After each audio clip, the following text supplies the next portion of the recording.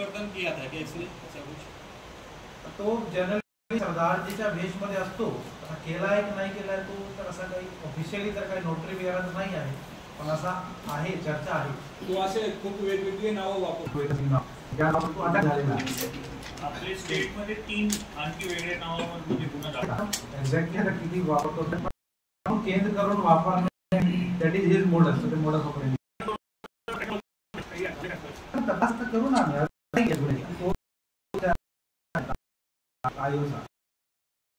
काय मोठं आहे काय मोडस.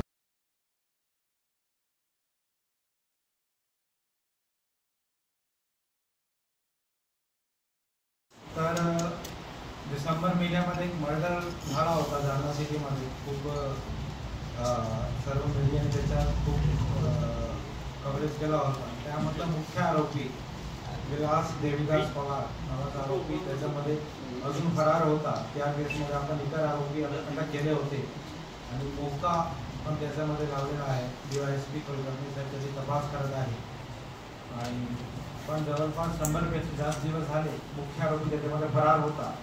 ते पोलिसांसाठी एक मोठा चॅलेंज होता. त्यासाठी आमची बराच प्रयत्न सुरू होता. ॲडिशनल SP लोकांनी साहेब स्वतः डेली त्याचा फॉलोअप करत होते. DYSP कुलकर्णी असो, NCBचे खनाल असो, उन्हावणे असो, सगळे त्याच्यामध्ये फॉलोअप करत होते. पण बराच तो शातीर असल्यामुळे चकमा देत होता. त्याच्यामध्ये आम्ही वेगवेगळी टीम करून महाराष्ट्रामध्ये बऱ्याच ठिकाणी आजूबाजूचे जिल्हे आपले संभाजीनगर, नांदेड, हिंगोली, नगर अशा बऱ्याच जिल्ह्यामध्ये शोध घेतला. इव्हन कर्नाटक आणि पंजाबपर्यंत पण शोध घेतला आणि त्याचे जो काही मित्र नातेवाईक सर्वांची प्रॉपर चौकशी करून तपास करून त्याच्यामध्ये ब्रेक थ्रू आम्हाला 3-4 दिवस अगोदर प्राप्त झाला आणि अमृतसरमध्ये ते होण्याची आणि एका आर्म्स ॲक्टचा म्हणजे अवैध आर्म्स त्याच्याकडे सापडले होते अमृतसरमध्ये, म्हणून अमृतसरमध्ये तो अटक झालेला आहे 3-4 दिवस अगोदर अशी माहिती आम्हाला प्राप्त झाली. पण अमृतसरचा ज्यावेळी आम्ही रिपोर्ट बघितला की आमच्या त्या नावाच्या व्यक्ती कुठे सापडला नाही.